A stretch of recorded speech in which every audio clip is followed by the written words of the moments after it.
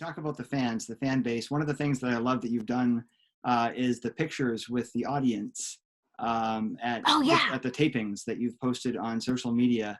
Do they know that's coming? Do they expect to see you come out with a camera and take pictures?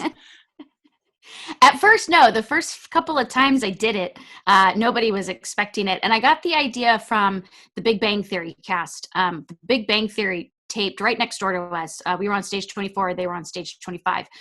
And so I went to the Big Bang Theory finale, which was just about a year ago at this time, because I kind of wanted to see what is it like? What is it like to end a long-standing series, and what kind of emotions are in the room? And I saw that the cast had hopped on golf carts and went out to where the audience had been waiting for like a couple of days. Like, people had spent the night, they brought their sleeping bags. Like, there were diehard fans lined up just trying to get into the taping of the series finale. And I thought it was so nice and heartwarming that the cast all went out there and did that and just made a little speech, and it was quick and it wasn't overwhelming. It just brought a lot of joy to all of those people, including a lot of the fans that didn't get in and never got to see the taping. So I thought, you know what, this is the last season of Fuller House. I want to do it. Like, I want to do that.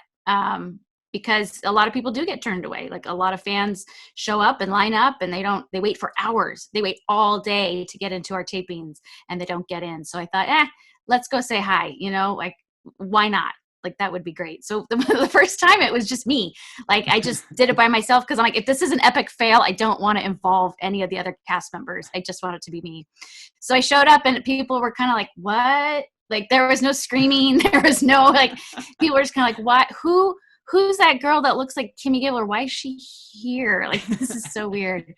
And then a couple of weeks in, I started bringing more of the cast members, and then they were like waiting for us. Like, they had signs, they had like stuff and pictures for us to autograph.